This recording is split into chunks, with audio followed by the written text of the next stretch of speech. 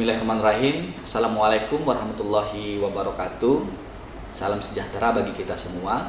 Perkenalkan, saya Dr. Fujano Fitra MPD, dosen tetap pada program studi pendidikan fisika, Departemen Fisika, Fakultas Matematika dan Ilmu Pengetahuan Alam, Universitas Negeri Padang. Pada kesempatan kali ini saya akan mendemonstrasikan salah satu praktek pembelajaran mata kuliah yang sesuai dengan bidang keahlian saya, yaitu model-model pembelajaran inovatif. Mata kuliah ini ditujukan untuk mahasiswa semester 6, berbobot 2 SKS, yang diselenggarakan dalam 16 kali pertemuan tatap muka, dengan rincian 10 kali pertemuan materi, 4 kali pertemuan micro teaching, 1 kali pertemuan untuk masing-masing UTS dan UAS. Mata kuliah ini membahas tentang konsep model pembelajaran inovatif, berbagai model pembelajaran inovatif dalam pembelajaran fisika. Selain itu, mata kuliah ini juga menganalisis permasalahan dan tantangan pembelajaran fisika melalui studi kasus, merancang suatu desain pembelajaran inovatif sebagai solusi dari permasalahan tersebut, dan mengimplementasikannya dalam bentuk micro teaching. Adapun CPL Prodi yang dibebankan pada mata kuliah ini, yang pertama CPL 2, memiliki kemampuan komunikasi yang efektif dan kerjasama tim dalam interaksi sosial dan pekerjaan. CPL 3, mampu berpikir logis, kritis dan inovatif dalam mengidentifikasi, menganalisis, dan memberikan solusi terhadap permasalahan fisika dan pendidikan fisika. CPL 6, menganalisis landasan teoritis ilmu pendidikan untuk merancang, mengimplementasikan dan merefleksikan pembelajaran fisika yang efektif melalui integrasi prinsip dasar fisika dan teknologi informasi dan komunikasi.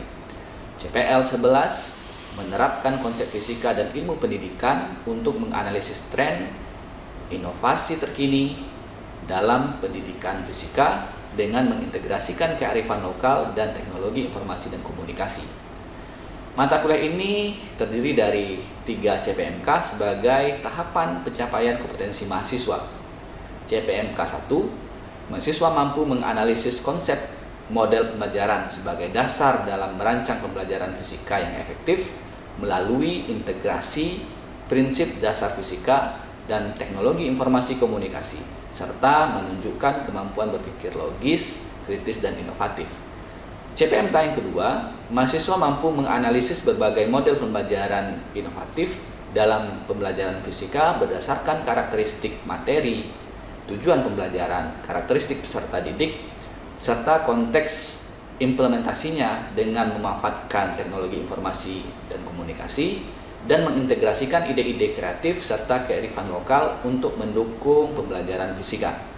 Dan CPMK yang ketiga, mahasiswa mampu mengidentifikasi permasalahan pembelajaran fisika, merancang dan menerapkan solusi dalam bentuk proyek berbasis model pembelajaran inovatif, serta mengkomunikasikannya secara efektif melalui kerjasama tim dengan menunjukkan kemampuan berpikir kritis, kreatif, dan inovatif dalam memecahkan permasalahan pembelajaran fisika.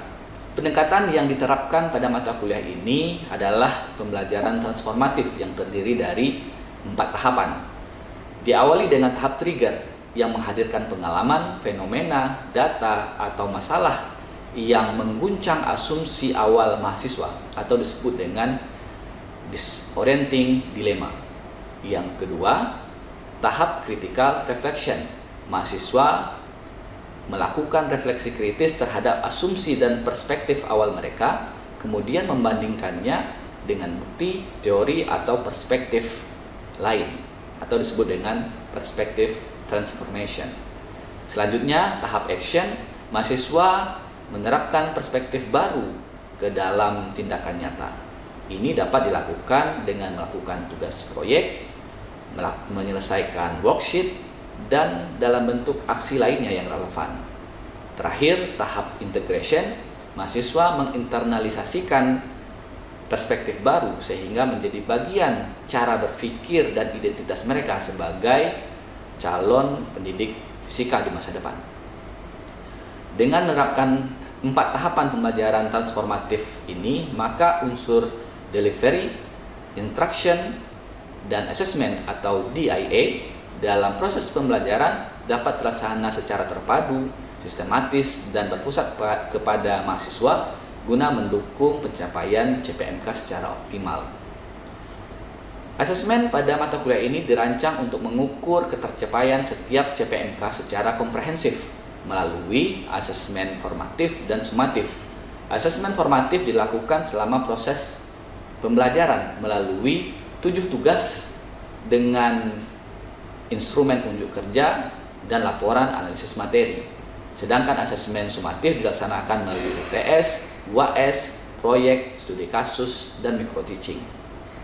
Untuk mendukung pelaksanaan pembelajaran pada mata kuliah ini, saya memanfaatkan platform digital seperti memanfaatkan LMS UNP, Quizizz, dan beberapa media seperti video pembelajaran, animasi, dan sebagainya. Adapun referensi yang digunakan dalam mata kuliah ini ada buku referensi karya saya sendiri, buku referensi karya dosen lain pada program studi pendidikan fisika UNP, buku karya Joyce and Wells, serta artikel-artikel ilmiah yang relevan, termasuk artikel ilmiah karya saya sendiri. Baiklah, cuplikan proses pembelajaran yang ditampilkan pada kesempatan kali ini adalah pembelajaran pada pertemuan yang kedua dengan topik konsep dasar, model pembelajaran, dan hubungannya dengan pendekatan, strategi, metode, dan teknik pembelajaran. Selamat menyaksikan. Bismillahirrahmanirrahim. Assalamualaikum warahmatullahi wabarakatuh. Waalaikumsalam warahmatullahi wabarakatuh. Selamat pagi semuanya. Pagi, Pak. Apa kabarnya pagi hari ini? Sehat ya? Sehat. Yakin? Yakin. Kita buktikan aja. Silakan di scan. Silakan dipilih keadaan Anda yang sebenarnya pada saat ini. Sudah ada 8 respon. Mayoritas memilih semangat. Sudah semuanya? Sudah, Pak. Oke. Ini ada yang mengantuk. Siapa orangnya? Boleh tahu? Saya Pak, Kenapa? dari mana begadang Pak? Sampai minggu bola. Berarti kurang semangat tuh ya. Ki, kasih semangat Ki. Modal dek.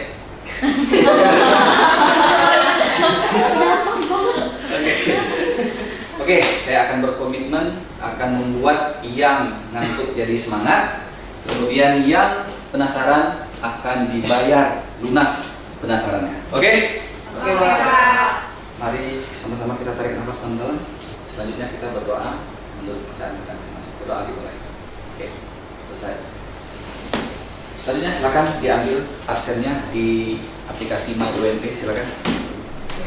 Baik, pada minggu lalu kita sudah membahas tentang topik tren pembelajaran abad 21, kemudian juga landasan teoritis model-model pembelajaran fisika. Masih ingat? Masih? Analisis terhadap tren pembelajaran dasar ini. Silakan, Mas Zra. Jadi tentunya sekolah juga harus beradaptasi kan Pak, misalnya kayak menyesuaikan model, metode, atau juga teknologi supaya dia bisa menghadapi perubahan zaman pada saat ini Pak. Mungkin itu aja. Ada kata lain? Silakan, Olivia. Karena seiring dengan perkembangan zaman dan teknologi itu mempengaruhi karakteristik siswa menjadi lebih akrab dengan digital atau istilah lainnya itu digital native. Nah, karakteristik siswa ini mempengaruhi cara siswa membangun pemahaman konsep terhadap konsep-konsep fisika, sehingga kita perlu mendesain pembelajaran yang sesuai dengan karakteristik siswa tersebut. Oke, bagus sekali. Kita beri tepuk tangan bahwa kita yakin sebenarnya di sekolah itu guru-guru itu memiliki pemahaman konsep fisika yang sebenarnya sudah sangat baik sekali untuk menjadi seorang guru yang profesional.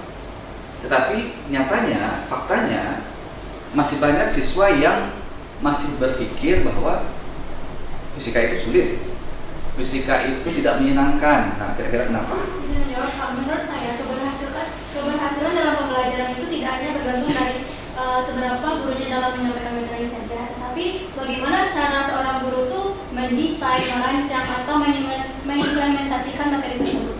Oke, sepakat ya? Oke, pada pertemuan kali ini kita akan menerapkan pendekatan pembelajaran transformatif Ini merupakan arah baru dari kebijakan Kemensaintekdikti, ya, terdiri dari 4 fase. Ada trigger, kemudian ada critical reflection, kemudian ada action, dan ada integration. Ya. Pertama kita masuk ke trigger. Ya, jadi di sini saudara akan dibuat mempertanyakan kembali asumsi atau persepsi yang Anda miliki sebelumnya. Di gambaran pertama, di situ ada inquiry sebagai metode. Kemudian yang kedua, inquiry sebagai approach. Yang ketiga, inquiry sebagai model. Dan yang keempat, inquiry sebagai strategi. Kira-kira sama atau berbeda? Sama. Sama. Dan berbeda. Kira-kira apa bedanya? Kalau dia sama, kenapa dia sama? Silakan kirim jawaban Anda pada tautan ini. Silakan. Cukup, waktunya habis. Oke, cukup ya. Nah, silakan ditaruh lagi HP-nya, simpan dulu jawabannya.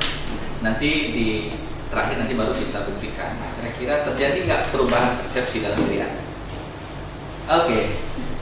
Jadi pada pertemuan kali ini kita masuk ke sub TTMK 1.2 sebagai tujuan pembelajaran kita pada pertemuan kali ini. Sekarang kita masuk ke fase yang kedua, critical reflection. Perhatikan gambar yang ada di depan. Jadi ada 2 kondisi di situ. Di mana yang pertama, guru A berhasil mencapai tujuan pembelajaran, sedangkan guru B gagal. Padahal keduanya menggunakan model yang sama. Menurut Anda, kenapa hal itu bisa terjadi? Oke, silakan. Baik Pak, di sini terlihat di mana guru A berhasil dan guru B gagal, sedangkan model yang digunakan itu sama. Keberhasilan untuk mencapai suatu tujuan pembelajaran tidak hanya dilihat pada model yang digunakan, tetapi bagaimana cara guru menerapkan dan mengimplementasikan model tersebut ke dalam proses pembelajaran. Coba kita lihat sebuah hasil penelitian saya. Itu diawali dengan orientation, bertujuan untuk membuat siswa siap untuk mengikuti pembelajaran. Kemudian ada konseptualisasi, dihadapkan pada permasalahan. Kemudian diminta untuk hipotesis, ada eksplorasi, mengumpulkan data, kemudian ada membuat kesimpulan dan melakukan penilaian, dan terakhir ada refleksi. Kira-kira itu bisa dibuat lagi nggak? Tidak. Kenapa? Karena dia saling berhubungan. Karena dia saling berhubungan. Oke, bagus sekali Pak. Itu yang disebut dengan sintaks. Itu adalah komponen pertama dari model pembelajaran. Sintaks. Langkah-langkah operasional pembelajaran, ya. Dan di situ tergambar aktivitas gurunya, tergambar aktivitas siswanya. Bagaimana karakteristiknya? Seperti yang disebutkan tadi, dia harus logis, ya. Dia harus sistematis, berurutan. Dia menggambarkan aktivitas guru dan peserta didik, bukan hanya guru saja. Dan juga dia berorientasi pada tujuan pembelajaran. Oke? Jadi komponen pertama dari model pembelajaran itu adalah sintaks. Sampai pada fase ini, kira-kira Anda sudah menemukan perbedaan atau kesamaan dari model pembelajaran dengan konsep lain yang sudah disebutkan tadi? Misalkan dengan strategi, masih kelihatan sama atau sudah ada bedanya? Masih penasaran? Masih berbeda atau masih sama saja? Oke, mari kita lihat gambar selanjutnya. Kondisinya, gurunya sudah menerapkan sintaks dengan baik. Oke, sudah jelas urutannya, sudah sesuai urutannya. Tapi ada masalah satu lagi. Hanya satu siswa yang aktif, sedangkan yang lain itu pasif. Kira-kira apa masalahnya? Silakan. Kurangnya interaksi guru dan siswa. Kurangnya interaksi guru dan siswa. Oke, bagus. Kalau kurang interaksi guru dan siswa, apa yang terjadi? Ada faktor lain mungkin? Pak, silakan. Mungkin menurut saya dari karakteristik siswanya sendiri. Karakteristik siswanya memang pasif betul gitu ya. Kalau misalkan siswanya aslinya pasif, nggak bisa dibuat aktif. Harus tergantung bisa. Bisa ya? Pengelolaan gurunya Artinya masih ada kesempatan. masih ada kesempatan. Oke, mari kita lihat. Coba Anda lihat di sini ya. Misalkan di situ saya mencontohkan user inquiry. Fase yang kedua, siswa mengamati suatu fenomena dan menghasilkan hipotesis dari fenomena itu. Oke, kira-kira apa interaksi yang semestinya dilakukan oleh siswa? Berdiskusi. Ada yang lain? Kelompok lain. Oke, berinteraksi dengan sejawatnya, ya, interaksi dengan kelompok lain, dengan teman sebangkunya, mungkin dengan kelompok lain, ya. Artinya di situ ada diskusi, ya, ada interaksi. Artinya di situ peran siswa adalah sebagai dan pemecah masalah. Oke, kita lihat lagi. Pada kondisi itu, masih kondisi yang sama. Kira-kira seperti apa interaksi yang semestinya dilakukan oleh guru? Di mana siswa itu berdiskusi di dalam kelompoknya mungkin. Kemudian juga membuat hipotesis dan juga mungkin berinteraksi dengan kelompok lain. Kira-kira apa interaksi guru di situ? Bisa kayak mantau diskusinya. Memantau diskusi. Ada lagi? Membimbing arahnya diskusi. Ya, membimbing diskusi. Artinya guru jangan membiarkan saja beri permasalahan, dibiarkan saja siswanya tanpa ada monitoring. Nah, jadi kita sebagai seorang guru perlu merencanakan itu. Oke. Apa perannya? Sebagai fasilitator, memberi scaffolding, sehingga di situ akan muncul suasana yang dialogis, gitu ya, dan juga terjadi muncul norma saling mendengarkan pendapat. Ini perlu dibuat, direncanakan dalam proses sebelum masuk ke proses pembelajaran, perlu disiapkan itu. Ini yang disebut dengan sistem sosial. Disebut dengan sistem sosial. Oke, jadi selain guru mempersiapkan aktivitas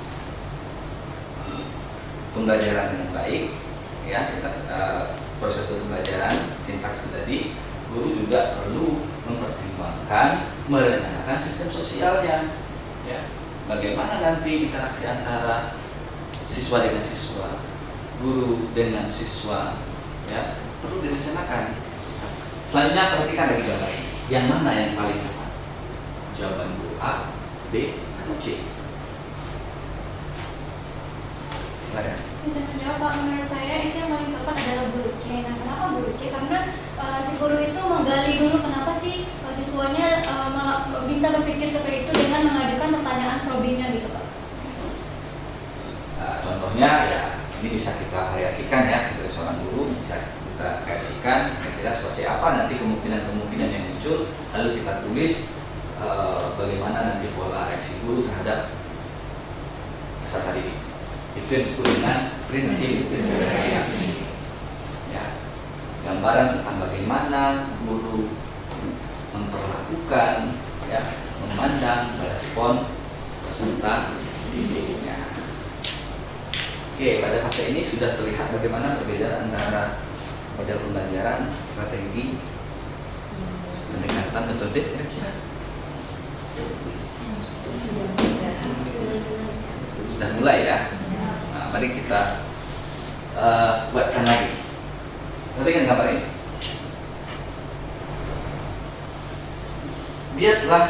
Gurunya telah merancang pembelajaran berbasis sesuai dengan sangat baik. Kemudian sintaknya sudah sesuai. Sistem sosialnya sudah berjalan. Gurunya telah menerapkan prinsip reaksi yang tepat. Namun kondisinya juga pembelajarannya masih belum tercapai. Kira-kira kenapa? Silakan Mitra. Bisa aja karena ini Pak, pembelajarannya membosankan gitu Pak. Oke. Tadi kan kita nggak pernah Pak analisis pembelajarannya membosankan. Mungkin ada yang kurang dari medianya kah atau fasilitas lain yang harus dipenuhi dalam pembelajaran. Oke. Bagus sekali. Terus Sepakat dengan jawaban Intan Pak, bahwasannya kurangnya sarana dan eksplorasi. siswa melakukan eksperimen, mengumpulkan data, menganalisis data. Kira-kira apa yang dibutuhkan?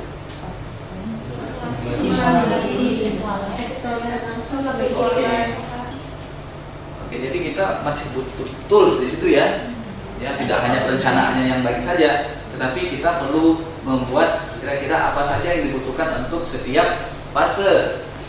Yang A hasil bacanya lebih bagus daripada kelas B, tapi kelas B interaksinya lebih baik.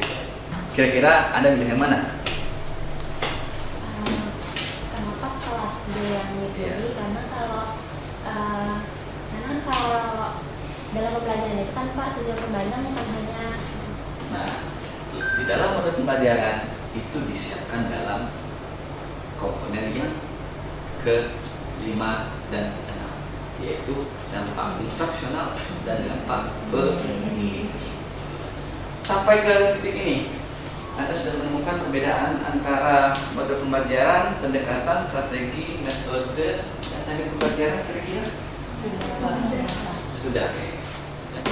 Silakan di scan barcode yang ada di depan. Kita masuk ke fase yang ketiga, yaitu action. Silakan dikerjakan LKM yang ada pada link tersebut. Ya. Silakan dibaca artikelnya terlebih dahulu. Ya. Baik. Tugas dari masing-masing kelompok sudah masuk. Untuk yang pertama, siapa yang mau duluan? Silakan. Oke, silakan karena kelompoknya duluan dari ya. Silakan. Pada fase goal space inquiry itu sintak yang pertama itu ada orientasi. Pada aktivitas guru yang pertama itu ada mengunggah video fenomena atau permasalahan ke dalam lembar kerja dan memberikan pertanyaan persepsi mengenai permasalahan yang akan kami berikan. Baik, pada penjelasan yang telah kami sampaikan, apakah dari teman-teman ada yang ingin bertanya? Izin bertanya kepada Bapak penyaji. Nah, bagian orientasi itu kan Sebelum menjawab untuk pertanyaan dari Cahya, kenapa kami mengambil langkah-langkah ini? Oke, baik. Di sini kami akan menjelaskan mengenai prinsip reaksi. Bagaimana cara guru itu merespon dari jawaban dari siswa. Nah, yang pertama untuk di fase orientasi. Nah, untuk variannya seperti apa? Bagaimana dugaan kalian jika gaya yang diberikan diperbesar?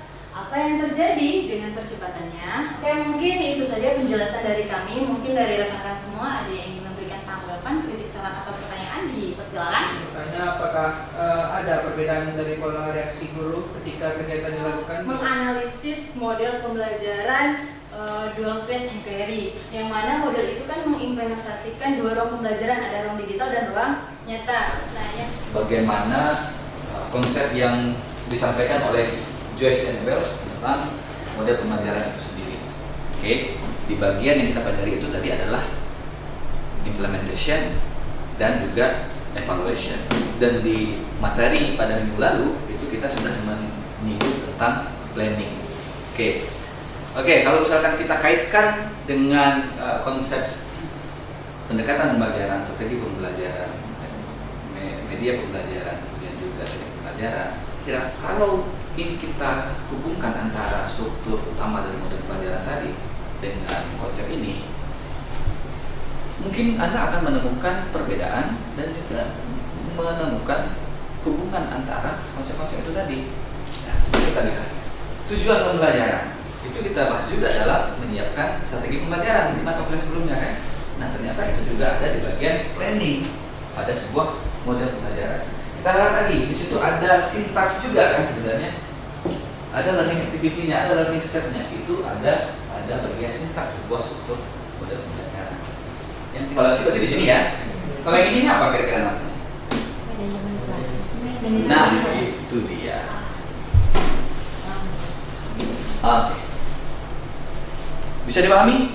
Di situ Anda bisa melihat bagaimana hubungannya. Model pembelajaran itu ada beberapa komponen tadi, itu dia saling terkait. Ya. Kalau misalkan kita berbicara tentang fase 1, berarti di situ 4 komponen lainnya ada di dalamnya yang dirancang khusus untuk sintak 1. Sintak 2, fase kedua juga seperti itu. Ada prinsip reaksi, sistem sosial, sistem pendukung yang khusus untuk fase itu.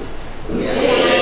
Jadi untuk membuktikan bahwa pemahaman Anda memang sudah mencapai level yang seharusnya, yang kita inginkan, silakan Anda scan dan buktikan.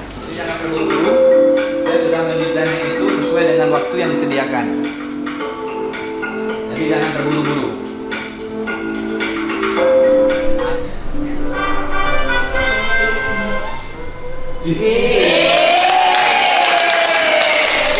Sekarang mari kita simpulkan lagi ya. Setelah diskusi kita yang cukup panjang tadi, silakan. Dari pembelajaran yang kami lakukan di sini saya dapat menyimpulkan bahwa model pembelajaran itu bukan hanya sekedar sintaks ataupun langkah-langkah semata saja, tetapi juga memuat beberapa komponen-komponen yang saling mendukung dalam mencapai suatu tujuan pembelajaran. Oke, jadi model pembelajaran itu bukan hanya sekedar sintaks. Dari pembelajaran tadi akhirnya saya paham Pak, kalau misalnya dari keenam komponen itu ternyata mereka saling berhubungan dan berkaitan gitu. Kemudian dia komponen-komponen itu juga saling terkait. Oh ya, kemudian prinsip reaksinya menggambarkan bagaimana guru merespon proses belajar. Kemudian juga ada apa lagi? Ada dampak instruksional dan dampak pengiring. Sebelum kuliah hari ini, saya menganggap model pembelajaran adalah, mungkin jawabannya sintaks. Ya. Sekarang saya sudah memahami bahwa model pembelajaran adalah siapa?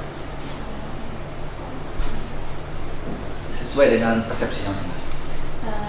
Sebelum perkuliahan tadi saya menganggap kalau model sama model strategi itu sama Pak. Tapi setelah pembelajaran ini saya jadinya paham kalau ternyata model pembelajaran itu lebih ke pola yang menggabungkan antara metodenya, strateginya, dan juga pendekatannya Pak. Oke, bagus sekali. Tepuk tangan untuk Manila. Menurut Anda, komponen model pembelajaran manakah yang paling sering diabaikan guru ketika mengajar? Komponen mana yang paling sering? Dampak pengiring.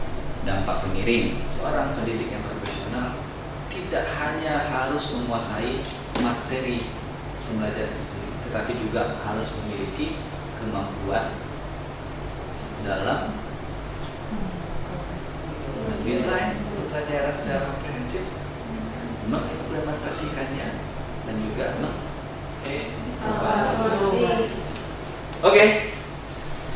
Oke, sampai di sini ada yang mau ditanyakan?